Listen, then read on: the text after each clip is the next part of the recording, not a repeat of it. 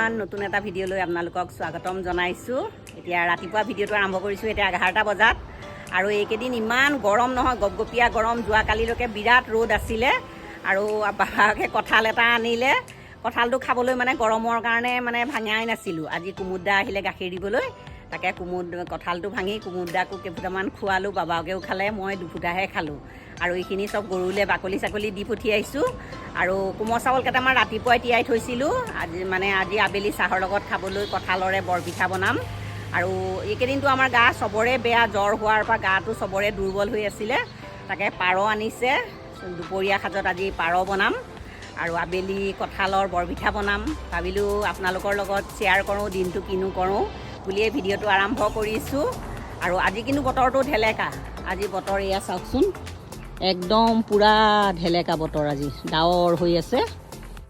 যাওঁ এতিয়া প্ৰথমতে পিঠাগুড়িকেইটা খুন্দি লওঁগৈ, তাৰপাছত আৰু ভাতত লাগিম। আবেলি সময়তে বৰপিঠা বনাম, দেখাই যাম আপোনালোকক। ভিডিঅ'টো চাই থাকিব। যিসকলে নতুনকৈ মোৰ ভিডিঅ'সমূহ নতুনকৈ চাই আছে, প্লিজ মোৰ চেনেলটো ছাবস্ক্ৰাইব কৰি দিব, মোক ছাপোৰ্ট কৰিব। এতিয়া মই পিঠাগুড়িখিনি খুন্দি লওঁ, পিঠাগুড়িখিনি খুন্দি থৈ লওঁ, তাৰপিছত ভাতত লাগিম। আবেলিহে পিঠাকেইটা বনাম। এইখিনি গোটেই কোমল চাউল, এইখিনি সৰহকৈ লৈছোঁ, গোটেইখিনি নবনাওঁ বাৰু, কমকৈ বনাম। আৰু কঁঠালখিনি পিউৰি কৰি লওঁ এই পিঠাগুড়িখিনি খুন্দাৰ পাছতে।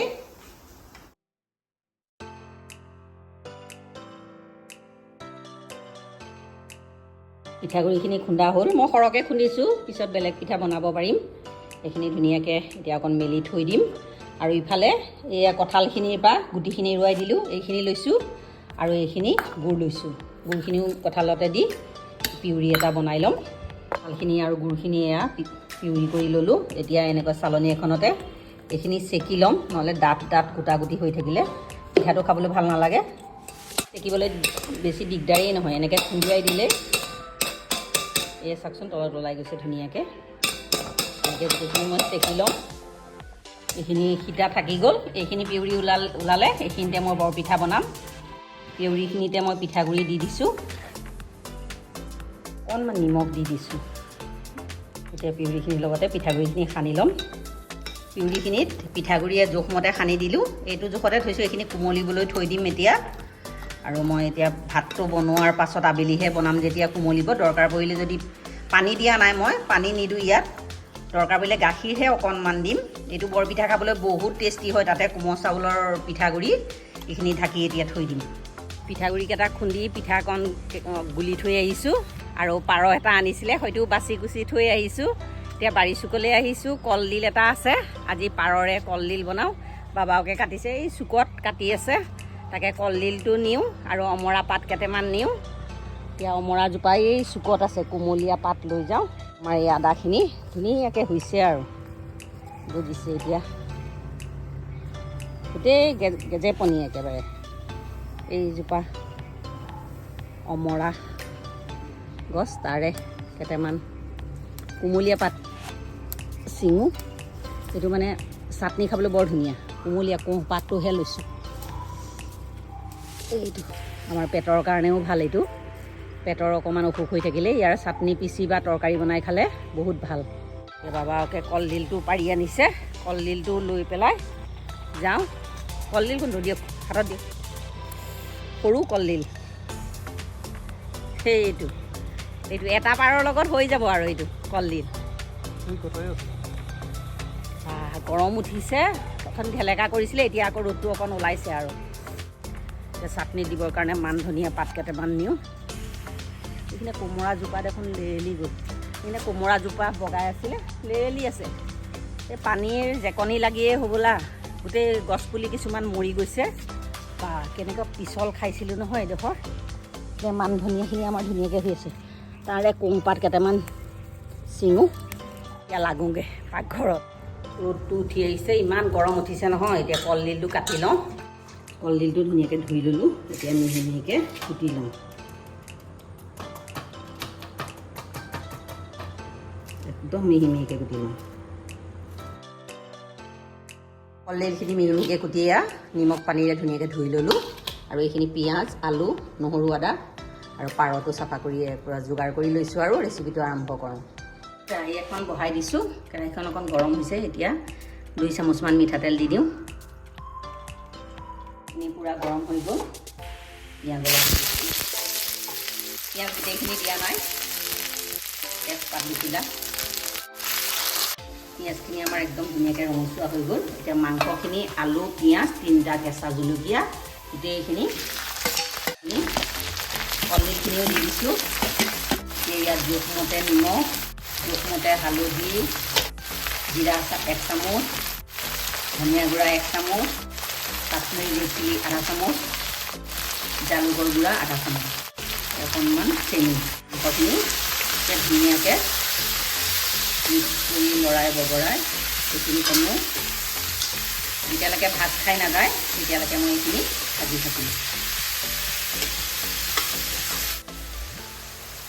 নহৰু আদাৰ পেষ্টখিনি দি দিছোঁ। এতিয়া শেষত দিছোঁ মছলাৰ পিছত, গুড়া মছলাখিনি দিয়া লৰাই দিয়াৰ পাছতহে দিছোঁ।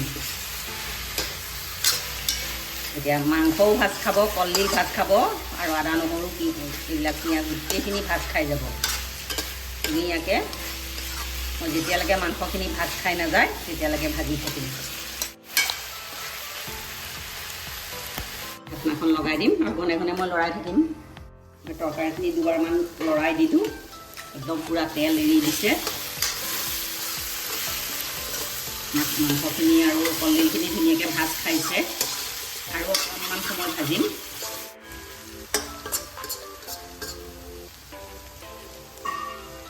ঢাকনাখন আকৌ লগাই দিছোঁ। মাংসখিনি আলু কলডিল চব ভাজ খাই গ'ল, একদম ধুনীয়াকৈ তেল এৰি দিছে। এতিয়া মই আনফালে গৰম পানী বহাই থৈছিলোঁ। এতিয়া গৰম পানী দি দিম, অকণমান গ্ৰেভি কৰিম, বেছিও গ্ৰেভি নকৰোঁ। এইখিনি দি দিওঁ আৰু এইখিনি যেতিয়া উতলি উতলি কমি সিজি যাব তেতিয়া মই গেছটো অফ কৰিম। এইখিনি কমিও 15-20 মিনিটমান মই পূৰা মিডিয়াম ফ্লেমত এইখিনি উতলিবলৈ সিজি থাকিবলৈ দিম আৰু আকৌ ঢাকনাখন মাৰি দিছোঁ।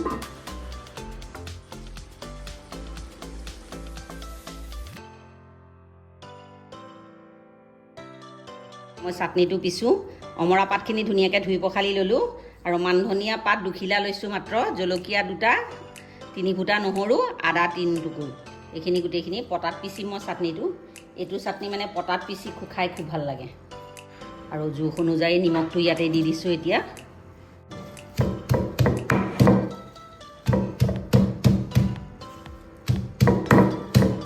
চাটনিখিনি পিছা হৈ গ'ল। ইয়াত এতিয়া মই অকণমান কেঁচা মিঠাতেল দি দিম আৰু একদম পূৰা চাটনিৰে দিম। এতিয়া ভাত হ'ল, বাবাকে সঞ্জুকে খাবলৈ দিছোঁ ডাইনিঙত। মই খাইছোঁ সেইখিনিতে অকণমান আন্ধাৰ হয়, সেইকাৰণে ইয়াত খাবলৈ লৈছোঁ মই।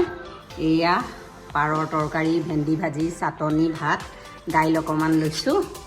এতিয়া খাই লওঁ, খাই লৈ টেষ্টটো কেনেকুৱা ক'ম বাৰু। পাৰৰ তৰকাৰী কেনেকুৱা হৈছে? কলডিলৰ ভাল হৈছে, সিহঁতে ভাল হৈছে কৈছে। এতিয়া মই টেষ্ট কৰি লওঁ।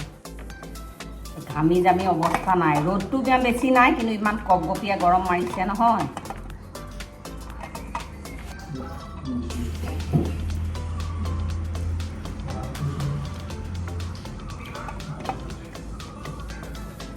বহুত ধুনীয়া হৈছে।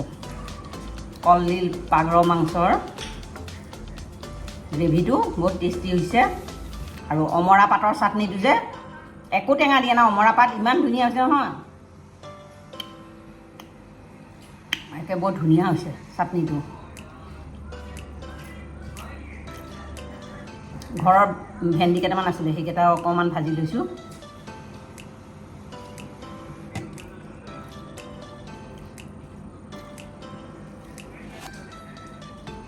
A few moments later.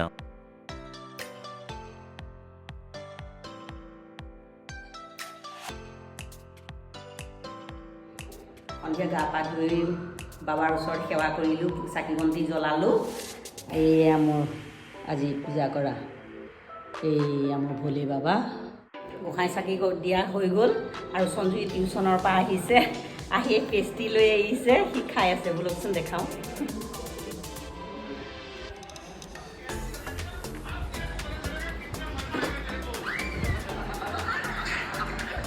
আমাৰ সঞ্জুৱে পেষ্টি মনে মনে আনি দিয়ে খাই আছে। এইফালে চোৱা, একদম গৰমতে পেষ্ট্ৰি এটা আনি পকাত বহি খাই আছে। মই ইফালে আমাৰ দেৱৰটো আহিছে, খুৰাৰ ল'ৰা, এওঁৰ লগত কথা পাতি আছে।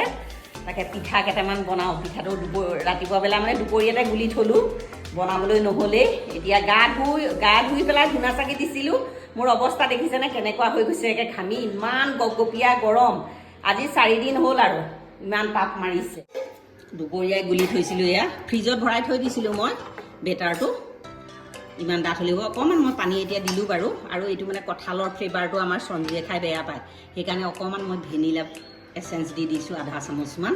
তেতিয়া মানে কঁঠালৰ ফ্লেভাৰটো নোহোৱা হ'লে সি মানে পিঠাটো খাই ভাল পাব। মিক্স কৰি দিছোঁ।